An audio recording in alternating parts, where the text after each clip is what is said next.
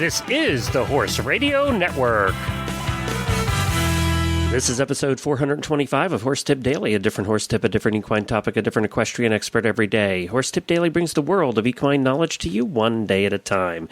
This tip is sponsored by The Horse Depot. For all your custom needs, visit thehorsedepot.online.com.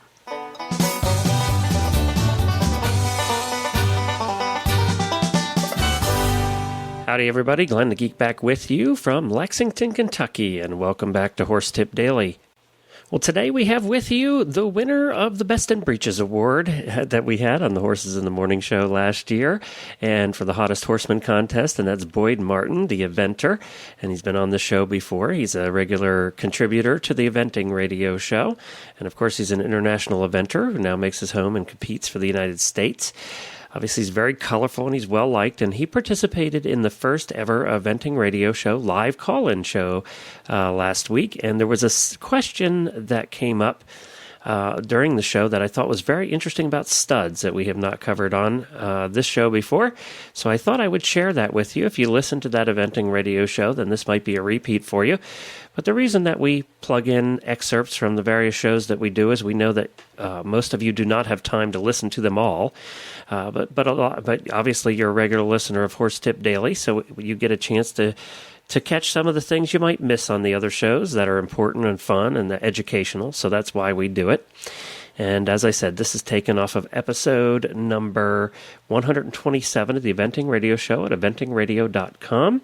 And it was the call-in show for Boyd Martin. He got several calls, of course, from all young women. But I thought that the one I picked out of this episode was this question on studs, and we're going to get to that in just a minute.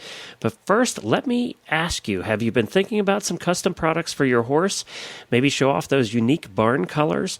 Then the Horse Depot is the place for you at thehorsedepot.online.com.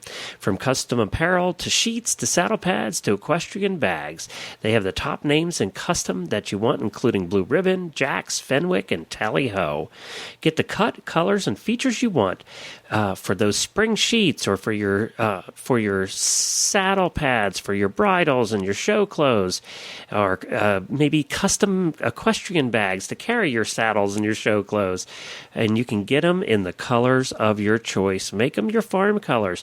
You know, custom products are really popular right now, and if you want the best in service and customer service, then you want to go to the Horse Depot. The Horse Depot will provide everything that you need to get those custom products made and back to you in a timely manner.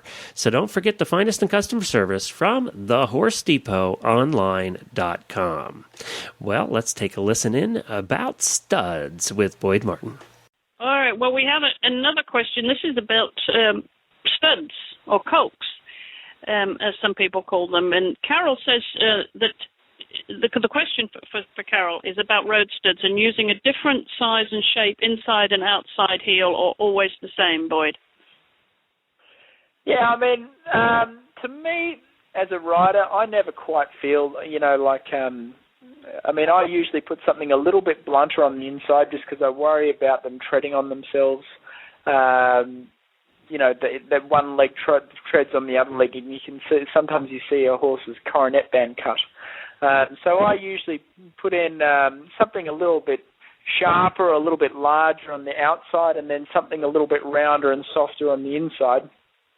And then I'd be, in the back shoes and the hind legs, you can get away with pretty big studs, but be cautious of going too big in front. You want studs in front that, if it's really, really muddy and raining, you can put something with a bit of size and vigor in there, but, you're better off a little bit smaller in front, and I rarely go past sort of a third of an inch or a quarter of an inch in front, just because I worry if you put too big a stud in front there, Chris, or Carol, it sometimes can grab them or jar them a little bit when they land from a jump, and you actually want their feet to give a little bit when they hit the ground. You want them to shift a little bit in the surface of landing to sort of take out the shock of the concussion of the landing. So basically my rule of thumb is,